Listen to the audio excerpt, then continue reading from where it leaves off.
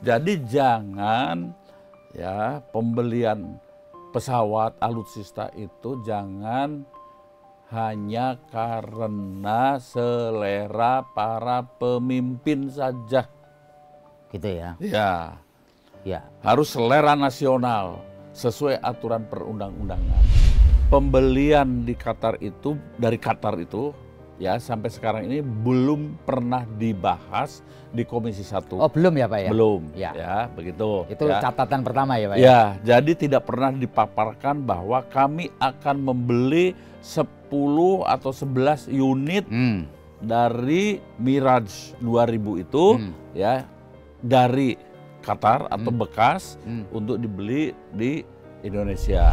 Saya diskusi dengan para perwira, mantan-mantan penerbang TNI AU, kenapa kalau misalnya kita ada uang sampai dengan 10 triliun, ya betul, separuhnya saja 5 triliun dipakai untuk revitalisasi pesawat-pesawat yang sekarang ini, baik Sukhoi maupun baik Sukhoi maupun F-16, ya itu akan bangkit semua. Ya, cukup, ya. Cukup ya. Cukup. Kenapa tidak jalan itu yang diambil? Ya, Nah ini kan konon biaya untuk membeli pesawat bekas dari Qatar ini kan sekitar 12 triliun. Ya. Terus duitnya dari mana ini, Pak? Kalau memang komisi... Tidak tahu. Kenapa Komisi 1 tidak tahu? Tidak pernah dilapori? Tidak pernah didiskusikan?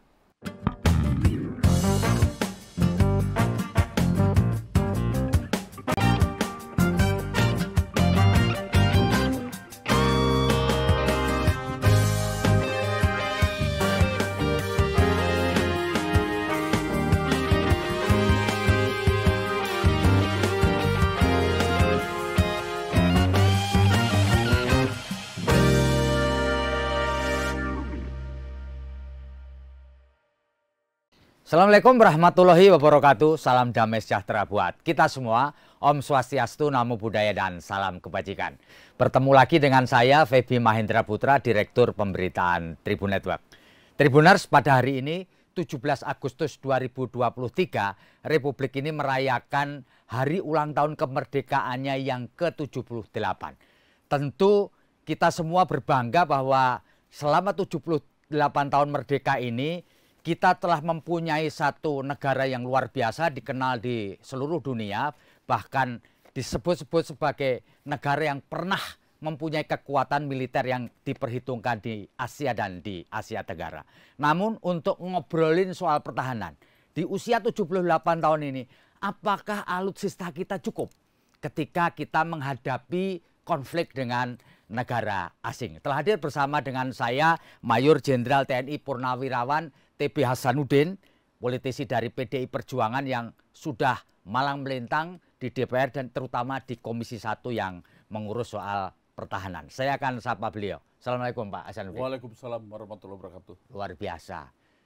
Pak TB Hasanuddin, Bapak setuju nggak sama adagium kalau ingin damai bersiaplah perang?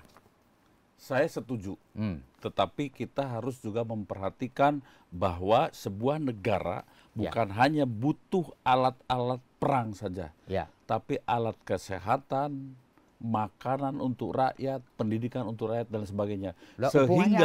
Sehingga harus ada perhitungan ketika anggaran itu juga terbatas. Ya, begitu. Lah, hubungannya apa tadi dengan kesejahteraan rakyat sama perang itu tadi?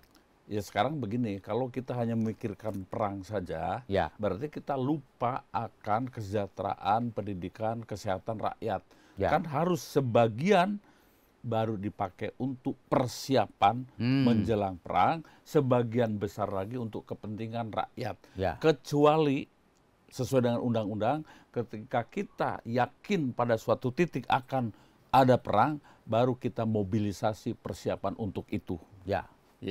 Pak Hasanuddin, benar nggak ada pendapat yang menyebutkan bahwa ketika kita combat atau perang dengan negara lain, kita ini dalam waktu singkat pasti keok, karena alutsista kita ini payah, benar nggak Pak?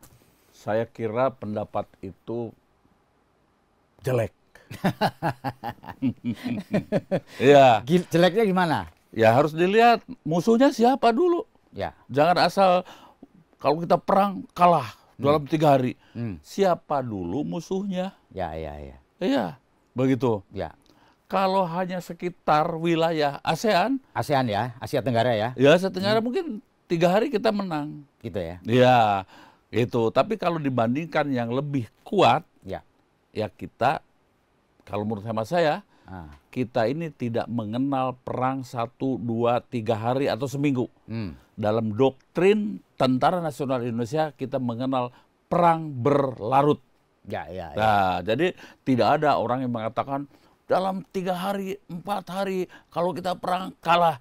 Itu menurut hemat saya tidak punya nilai juang. Ya. Perang berlarut itu kita akan bertempur sepanjang masa sampai akhirnya memutarbalikkan kita yang menang. Ya. Dan ini belajar dari revolusi kita dulu ketika melawan penjajahan. Kita nggak punya senjata yang canggih-canggih. Wah, itu hanya dengan bambu runcing kita bisa menang.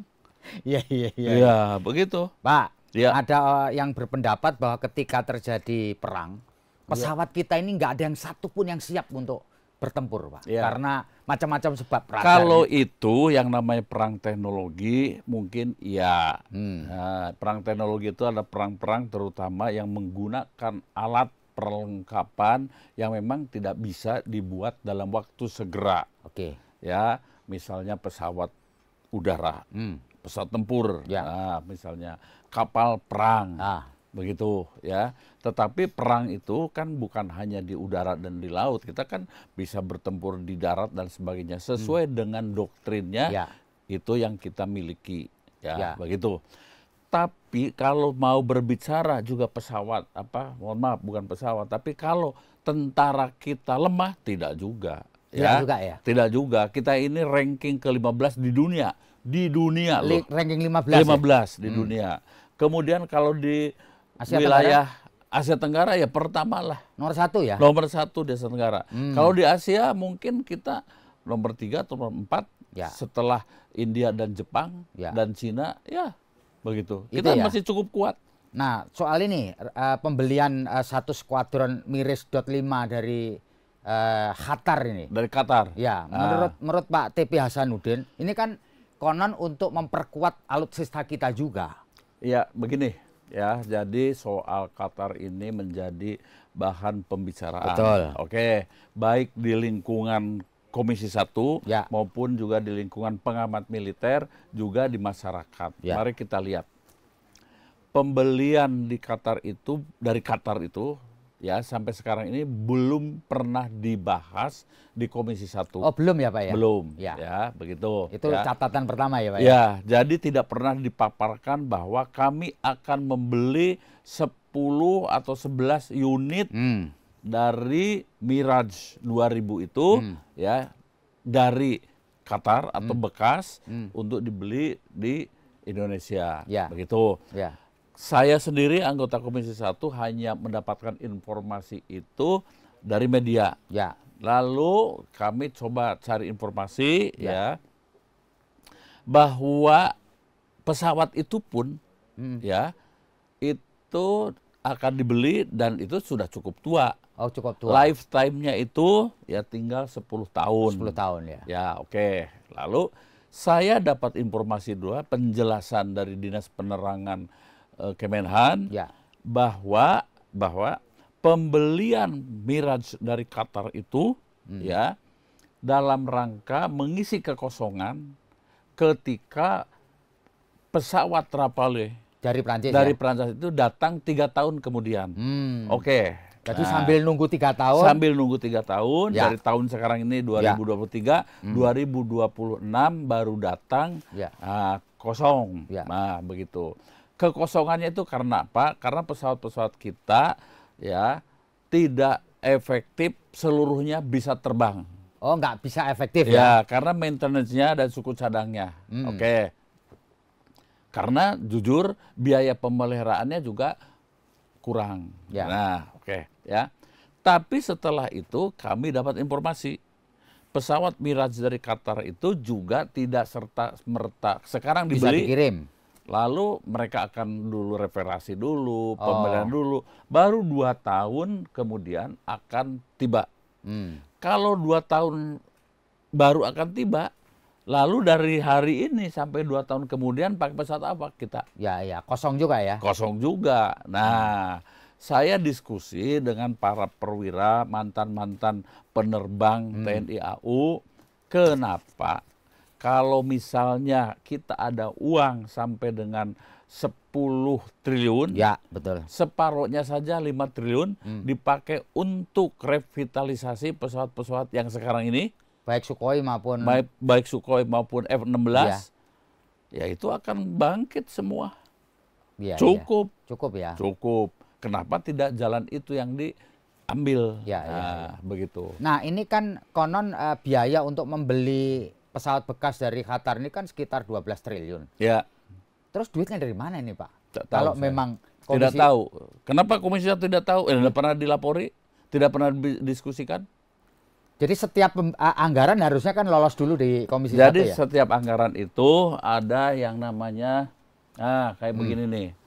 Rapat kerja Komisi 1 bersama Menhan, Panglima TNI, dan Kepala Staf Angkatan. Membicarakan soal program pengadaan alutsista tahun berikutnya. Oke. Ini tahun 2022, rapatnya tanggal 6 Juni. Ya. Berbicara soal tahun 2023.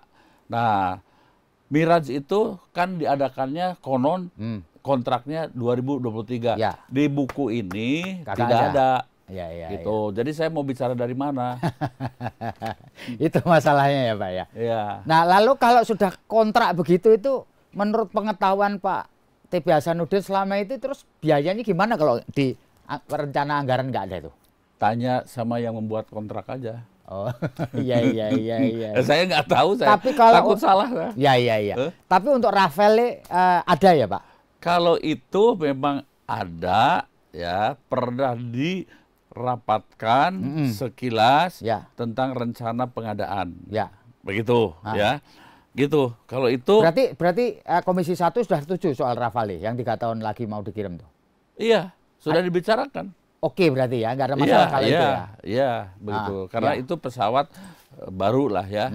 Begitu. Ya, Pak TB Hasanuddin, benarkah sebenarnya negeri ini kekurangan munisi, Pak? Dalam hal ini peluru, Pak.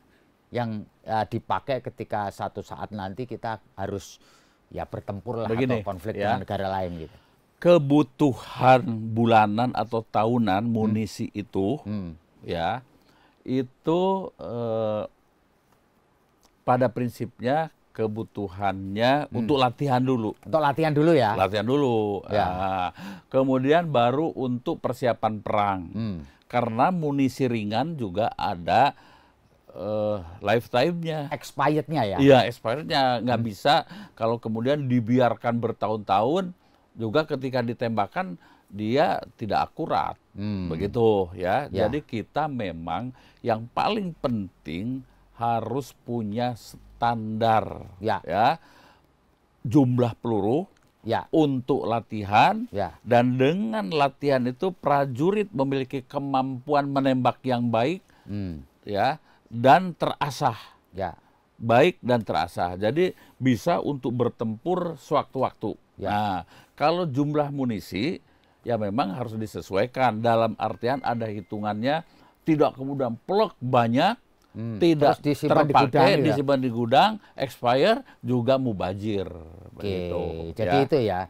Dan memang untuk kepentingan latihan atau kepentingan perang ini sebenarnya standarnya satu orang prajurit itu butuh berapa peluru? Kalau garis pertama ada istilahnya peluru garis pertama itu sekitar 200 peluru garis pertama ya. Butir itu yang wajib dibawa setiap prajurit. Setiap prajurit ya.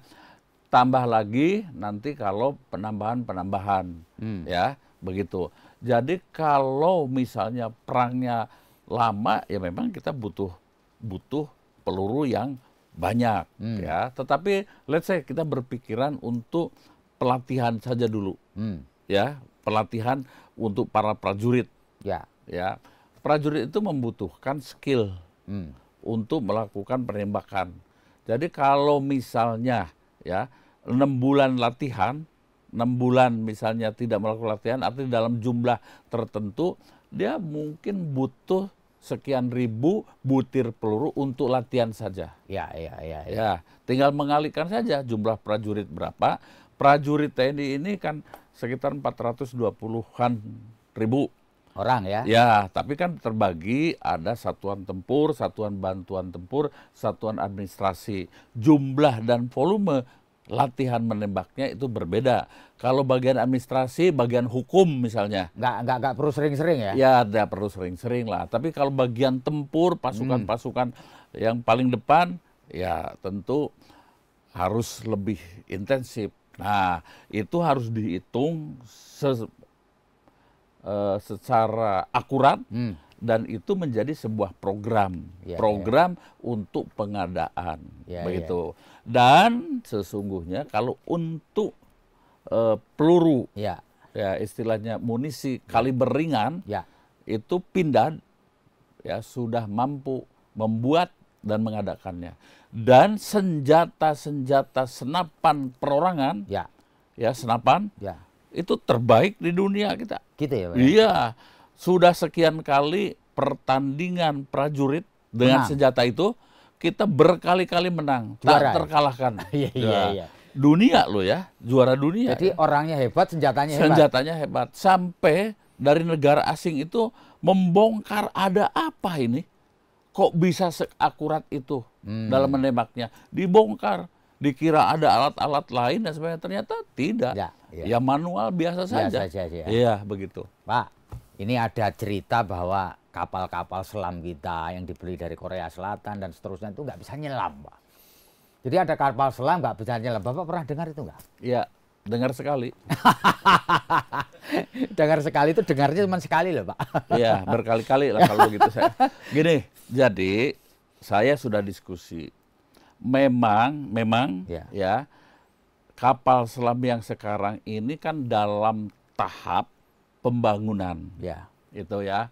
Kemudian skill kita ya dan skill dari Daewoo-nya juga kan belum full 100%. Ya, begitu. Kalau misalnya menyelam pada kedalaman yang tidak terlalu dalam masih bisa. Masih bisa ya, nyelam bisa lah ya. Ya, tapi kalau mungkin ke dalam, kemudian juga nanti di dalam menembakkan peluru dan sebagainya, itu teknologinya memang perlu peningkatan lagi. Ya, begitu. Dan terus dilakukan sebuah upaya-upaya ya, para pakar kita, ahli teknologi kita bekerja sama dengan Korea. Ya, begitu. Ya. Tapi sebenarnya kalau boleh jujur gitu, kapal selam kita itu memenuhi syarat untuk bertempur di lautan nggak sih, Pak?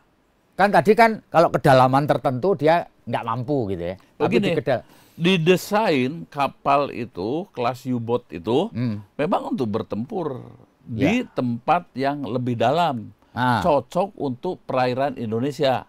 Ya, begitu. Kalau kelas Scorpion memang di perairan yang menengah. Itu tapi lebih canggih ya. Tinggal kita sekarang untuk menuju ke kelas yang lebih high tech memang perlu kita belajar. Yang memang dasar-dasarnya dulu kapal selam. Jangan kemudian kita mampu membuat sebuah kapal selam yang kemudian canggih, apalagi kapal selam nuklir, belum nyampe ilmu kita. Gitu ya. Ya, tetapi kita harus memulai sesuai dengan undang-undang ya, industri pertahanan, Undang-Undang nomor 16 tahun 2012 itu memang kita sedang menuju ke sana. Yang penting begini. Ketika misalnya kita di dalam melakukan ya, upaya-upaya membuat perlengkapan alat tempur kita, alutsista kita, supaya kita 20-30 tahun ke depan mampu membuat sendiri seluruh alutsista kita, mungkin ada hambatan-hambatan. Jangan cepat putus asa. Ini tidak bagus, pindah lagi ke lalu kapan selesainya? Itu kalau menurut hemat saya. Jadi kita harus terus mengembangkan kemampuan kita sendiri dan belajar meningkatkan. Jangan cepat putus asa. ketika kita membuat ini ada hambatan, udahlah kalau gitu kerjasama dengan yang lain dan sebagainya. Itu biayanya juga tidak sedikit kalau ganti-ganti begitu. Ya, Pak, ini ada satu semacam pengetahuan gitu ya, bahwa ketika kita membeli alutsista di negara-negara barat, itu syaratnya ribet banget. Harus inilah, jadi kita harus ngikut alam mereka dan kepentingan politisnya tinggi ketimbang negara-negara di luar negara barat. Sepengetahuan Bapak benar nggak sih? Jadi begini ya, dulu ya kita sebelum ada undang-undang soal industri pertahanan itu kita membeli pesawat ya, ketika kita ada masalah di dalam negeri misalnya, pesawat itu tidak boleh. Memang begitu ya? Ya. Mereka maunya begitu? Ya, di embargo. Begitu, tidak boleh dipakai. Ketika kita membeli tank, lalu ada masalah di Aceh, tank itu di embargo, tidak boleh dipakai. Padahal duit, kita beli kan pakai duit kita sendiri dan tidak ngutang. Ya. Kenapa kok tidak boleh dipakai? Diatur-atur gitu ya? Lalu ada sebuah pemikiran-pemikiran dan lahirlah Undang-Undang Nomor 16 tahun 2012 itu, bahwa pada suatu saat setelah 30-40 tahun Indonesia harus mampu berdiri sendiri membuat seluruh alutsista di dalam negeri. Nah, secara bertahap, lalu ketika misalnya membeli pesawat dari mana, harus ada kerjasama dengan industri pertahanan di dalam negeri. Misalnya membeli pesawat, bekerja sama dengan PTDI, membeli tank, bekerja sama dengan Pindad, membeli kapal, bekerja sama dengan PT PAL. Dan dari situ ada persyaratan-persyaratan, ada transfer of teknologi, dan lain sebagainya. Sehingga ketika memproduksi, setelah sekian tahun, menjadi produksi murni putra-putri Indonesia. Clear, begitu. Jadi siapapun yang memimpin negeri ini, program ini harus bisa dijalankan, begitu. Tapi negara-negara barat mau nggak disuruh begitu, alih teknologi ini? Juga mereka menilai urusan ekonomi. Pada umumnya bersedia. Ya, misalnya saya contoh ya. Ketika kita mau membeli Super Tucano dari Brazil, ya begitu. Mereka mau, oke, kita bisa bikin pesawat tempur bareng dengan Brazil. Mereka minta, ya, persyaratan dari Indonesia kita setuju. Ya. Nah, tapi Brazil minta persyaratannya, oke, minimal Indonesia beli dong 2 skuadron atau 3 skuadron. Jadi masuk akal lah. Tapi ternyata Indonesia tidak mau. Jadi beli 1 skuadron akhirnya tidak bisa diteruskan. Coba kalau membelinya 2 skuadron, alih teknologinya full, kita sudah bisa membuat pesawat tempur sendiri.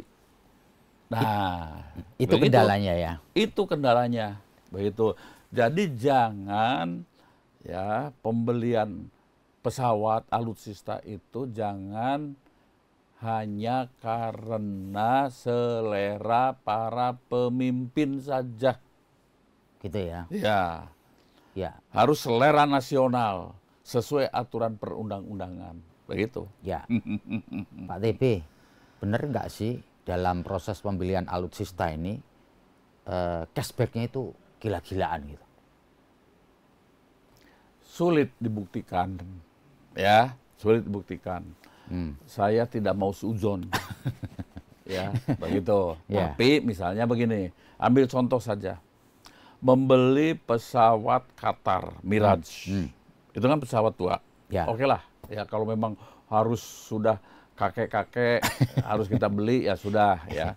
Itu pesawat Qatar itu kan dipakai oleh tentara udara Qatar. Oke. Milik negara Qatar. Sudah bukan milik negara pembuatnya asal. Oke, ya. Kemudian kalau mau dibeli oleh Indonesia, kenapa tidak melalui G2G, negara dengan negara? Itu kan lebih murah loh. G2G ya. G2G. Artinya dari sana ya negara Qatar menunjuk perwakilannya siapa, dari sini menunjuk perwakilan serta bikin MOU dan sebagainya. Harganya akan lebih murah. Itu ya. Mengapa harus ada pihak ketiga? Yang sekarang ini saya tidak mau menyebutkan PT apalah ya, gitu, tapi PT X lah ya, begitu. Kenapa harus? Kan berarti ada keuntungan juga ke pihak ketiga, gitu. Tapi kalau G2G kan tidak ada pihak ketiga. Jelas, jadi saya yakin berdasarkan pengalaman akan lebih murah dan keuangan negara bisa diirit lebih hemat. Nah, satu. Yang kedua juga harus jelas nih. Kalau membeli pesawat lawas, pesawat tua, ya begitu. Begini. Pesawat ini yang mau dibeli dari Qatar itu kira-kira ya lifetime-nya itu 10 tahun. Oke, ya. Lalu kita tanya, ini suku cadangnya dan maintenance-nya tanggung jawab Qatar itu berapa tahun? Konon hanya 3 tahun. Oh, ngurusi soal maintenance sama maintenance 3 tahun. Jadi dibeli ya. Waktu hidupnya 10 tahun. Tapi itu pemeliharaan dan suku cadang cuma 3 tahun. 7 tahunnya lagi kemana? Ke fabrikannya, bukan? Ya nggak bisa lah. Kan belinya dari Qatar. Bukan dari negara makanya penghasil. Kenapa tidak G2G? Begitu. Kalau G2G bisa dialihkan, oke lah kita beli dari pabrikannya dan sebagainya. Gitu. 3 tahun selesai. Yang 7 tahun siapa yang memeliharaan? Yang memelihara? Begitu. Harus jelas anunya ya. Ya harus jelas. Itu duit gede loh Pak. Ya gede, duit gede. Gede ya. Nah Pak TB, sebenarnya terkait dengan perencanaan pertahanan kita, pengadaan alutsista kita, itu krusial poinnya di mana sih? Masalahnya di mana? Bukan semata-mata soal uang kan? Tapi soal perencanaan. Perencanaan. Jadi begini. Kalau menurut aturan, seluruh alutsista ini harusnya itu bottom up. Maksudnya dari kesatuan? Dari bawah. Dari bawah, dari... ada program perencanaan, dibuat rencana jangka pendek, jangka panjang. Oke, ya. Misalnya saja kita sudah buat yang namanya program Renstra. Rencana strategis. Rencana strategis dibagi 3. Ya, disebut dengan minimum essential force. Kenapa minimum? Ya, yang penting itu kan jumlahnya, bukan istilahnya. Kalau kita maksimum essential force cuman sebegitu, ya tidak pas juga. Dan secara politik ke luar negeri, kalau disebut minimum essential force itu tidak menimbulkan kecurigaan. Oke. Renstra itu dibuat 3 Renstra. Ini persetujuan antara pemerintah dengan DPR. Lahirlah Renstra pertama 2009 sampai 2014. Renstra kedua 2014 sampai 2019.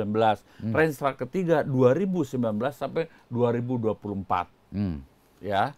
Tidak ada perubahan. Semua Renstra pertama, kedua sudah berjalan. Sekarang tinggal sedang Renstra ketiga. Begitu, ya. Dengan minimum essential force itu pemikirannya dari mana? 15 tahun itu. Begini, ya. Untuk membentuk sebuah postur tentara nasional itu dihitung dari awal dulu. Yang pertama itu filosofi tentang perang bangsa ini seperti apa? Nah, jadi jangan asal-asalan, oh beli ini, enggak. Kita dari filosofi perang bangsa ini, bahwa bangsa Indonesia mencintai perdamaian, cinta damai, ya, tetapi lebih cinta kemerdekaan. Artinya perang kita siap saja, tapi kalau itu mengangkut ya kemerdekaan dan kedaulatan ya tentu otomatis kedaulatan negara kesatuan Republik Indonesia. Kemudian Indonesia tidak punya pemikiran untuk sebagai agresor, menginvasi negara lain, sehingga doktrinnya adalah defensif aktif. bertahan, kalau menyerang kami siap. Nah, begitu. Perangnya perang berlarut. Nah, begitu. Itu belum dirubah. Begitu. Jadi kita tidak perang misalnya sekali 2-3 hari, oh kita kan banyak tuh pendapat. Setelah perang kita kalah 3 hari selesai. Ya enggak bisa lah. Ada pentahapannya sampai dengan kita bergerilya seperti apapun, dan itu masih valid di negara-negara lain. Ya, begitu. Ya. Nah, kalau ini Pak, dari pengetahuan Bapak lama di militer gitu, apakah mungkin dalam 10-20 tahun ke depan tuh kita menghadapi perang terbuka dengan... Jadi saya dulu nih, ya, Dari doktrin tadi itu kita kembangkan. Nah, mulai dari pengembangannya seperti apa? Postur TNI, tentara daratnya seperti apa, lautnya seperti apa, udaranya seperti apa, berdasarkan hakikat ancaman. Dibuat perkiraan intelijen negara, ya, jadi semua komponen anak bangsa duduk seperti apa ancamannya. Ancamannya sekian. Lalu duitnya punya berapa kita? Kalau ancamannya besar, kan duitnya harus besar. Tapi kalau ancamannya besar, duitnya kecil, maka kita membuat yang disebut dengan standar penangkalan. Nah, begitu. Standar penangkalan itu tergantung keuangan negara. Kalau keuangan negaranya cukup besar, maka standar penangkalannya tinggi. Kalau keuangan negaranya itu sedang, ya standar penangkalannya sedang juga. Artinya begini, kalau musuhnya gede, kemudian duit kita gede, mungkin 3 hari kita hancurkan. Nah, tapi kalau misalnya duitnya kecil, ya sudah, mungkin kita 1 bulan baru kita selesaikan. Nah, sampai dengan kemudian 1 tahun, 2 tahun dan sebagainya. Nah, dari situ dilahirkanlah melalui program minimum essential force itu, ya, atau nanti setelah minimum essential force selesai, mungkin ada program nama lain nanti oleh presiden yang baru. Ya silahkan, tetapi harus tercapai ya di tahun 2024 itu berakhir. Dapat apa, bisa apa, pasukan daratnya berapa batalion, pasukan udaranya berapa skuadron, pasukan lautnya berapa kekuatan tempur KRI dan sebagainya. Sudah punya, itu yang namanya postur kekuatan Tentara Nasional Indonesia yang suatu bisa dihadapkan pada tingkat standar penangkalan tuh ya, pada tingkat standar penangkalan tertentu menghadapi lawan atau musuh yang akan masuk ke Indonesia. Begitu. Saya ulangi lagi, tingkat standar penangkalan tertentu, ya, begitu. Ya. Nah, kalau peluang perakhiran adanya intervensi atau perang dengan negara asing? Nah, begini. Sampai dengan 2024, sampai tahun 2024 ya. Ya, kita ini dibuat nih hak anunya, kemungkinan ancaman tidak ada perang terbuka. Perang terbuka, ya, atau negara lain menyerang Indonesia. Tidak ada ya? Tidak ada. Begitu. Hanya ya di dalam parameternya itu satu, misalnya masalah ya di Papua KKB gitu ya, kan 15 tahun yang lalu juga belum terselesaikan. Kemudian misalnya masalah lintas batas, ya, kemudian masalah pencurian ikan, kemudian masalah illegal logging. Nah, itu ada dalam ancaman sampai 2024. Nah, 2024 ke sana ya nanti dibikin lagi. Seperti apa prediksi ancaman 10-15 tahun ke depan seperti apa. Begitu. Dan itu kalau sudah didapat ya, grand design-nya ancaman ke depan itu seperti apa, baru kita membuat lagi postur TNI seperti apa ke depan. Jadi, ya, Tidak ada sembarangan, wah ini beli, ini. Itu kan kalau kita mau masuk ke pasar malam, lihat ini beli, lihat ini beli. Ya enggak, semua itu harus berdasarkan prinsip-prinsip pengelolaan ya Tentara Nasional Indonesia yang dihadapkan pada kemungkinan ancaman ke depan di dalam melaksanakan tupoksinya. Ya. Gitu. Pak TB, kalau Anda diminta saran gitu ya, atau diminta pendapat gitu, mana yang lebih urgen untuk kepentingan pertahanan dan alutsista kita itu, pesawat atau kapal? Begini, duitnya ada berapa? Oh gitu? Iya. Kalau sama-sama dengan anggaran kita Pak sampai saat ini? Kalau ini, ya kalau menurut hemat saya, pertama begini, kita harus punya CCTV, itu paling utama. Di seluruh wilayah NKRI. Nah, begitu. CCTV itu apa? Ketika ada pesawat atau kapal yang masuk ke wilayah negara kesatuan Indonesia, harus diketahui dulu. Ya. Harus diketahui. Soal nanti apakah dilakukan pencegatan, intersepsi, dan sebagainya, tergantung kemampuan kita. Atau sekalian dihancurkan. Kan begitu? Ya. Dilihat dulu. Nah, oke. Setelah itu di-intercept, kemudian setelah itu, oh ini ternyata sesuatu yang membahayakan, hancurkan. Nah, oke. Pentahapannya kita harus punya dulu mata. Oh, matanya dulu ada. Matanya dulu. Oh, ada maling. Ya sudah, setidaknya tahu ada maling. Oh, ada maling ke situ. Oke, tolong lihat, dikejar sana. Oke. Oh iya, malingnya 3 orang sekarang di sana. Begitu. Tapi CCTV kita itu sebenarnya cukup nggak? Jauh?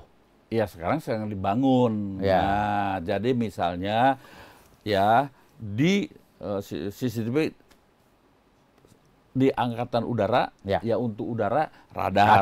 Betul. Sekarang sedang tahap tahap pemasangan. Mungkin sekitar 70%. Ya, 30% masih jadi, blank. 30% blank ya? Ya, begitu. Kalau di laut, satu itu ya? Di laut masih mungkin 50%. Berarti 50% blank? Ya, begitu. Kenapa blank? Ya duitnya kan belum ada. Begitu. Dan Roma tidak dibangun dalam satu tahun. Iya, satu hari. Satu hari. Ya, 1 tahun lah ya. Begitu. Itu jadi ada wilayah-wilayah blank baik dari pantauan radar di udara maupun di laut 50 ya. Iya, kira-kira seperti itu. Ya, begitu. Dan sekarang kalau misalnya ditutup dengan apa? Patroli. Oke. Patroli juga kan harus pakai bahan bakar. Ya. Dan ada jam terbangnya kalau pakai pesawat. Ya. Begitu. Cost-nya hitung-hitungan ada. Jadi ya, ini semua kita butuh anggaran.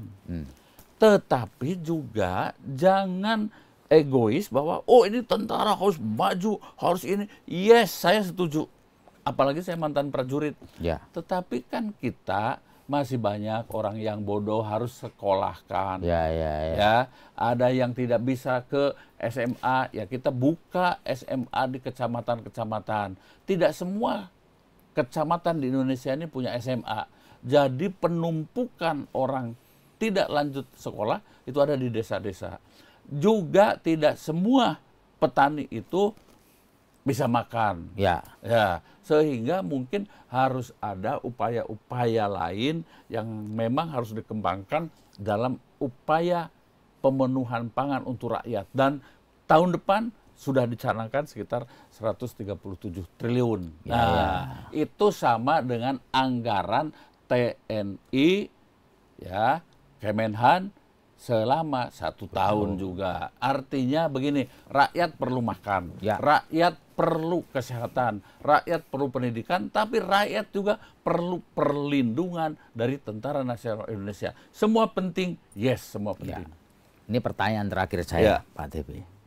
Emang ada gunanya sih Komcat itu, komponen cadangan itu, yang dilatih 3 bulan itu. Habis gitu biarin apa, terus ketika ada apa-apa mereka masih bisa ready for combat itu kalau Komcat itu.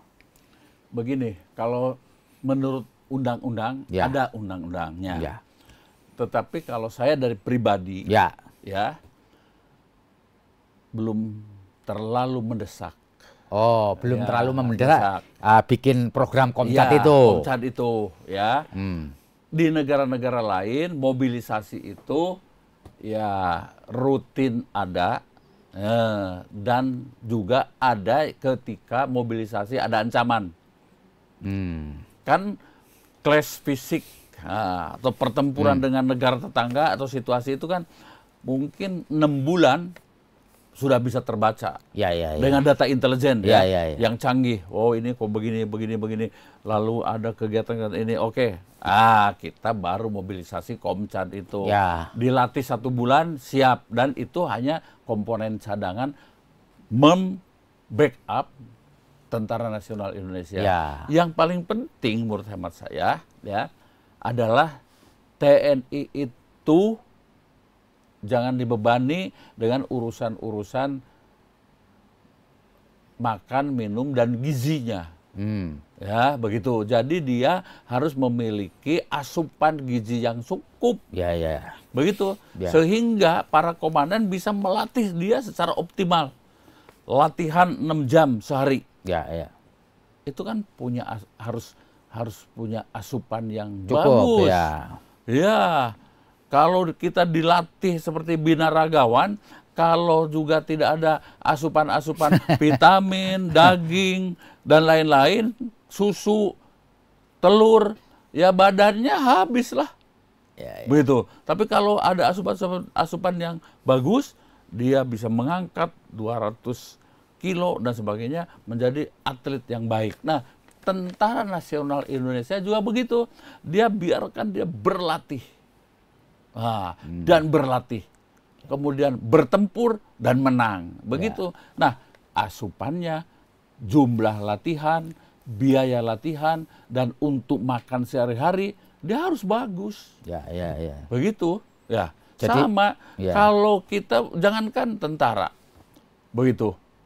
Atlet juga kan kalau mau memiliki kita pemain sprint yang cepat, kan harus benar-benar dilatih. Begitu. Ini kalau menembak, terjun, tempur, dan lain sebagainya, kan harus kafah lah ilmunya. Begitu. Kalau dia masih mikirin di rumah beras belum ada, kemudian sekolah, naik ke sekolah juga bayarannya tidak cukup, ya terbebani lah. Jadi intinya menurut Pak TB Hasanuddin sebenarnya Komcat itu tidak terlalu mendesak karena tentara reguler kita cukup terlalu mendesak.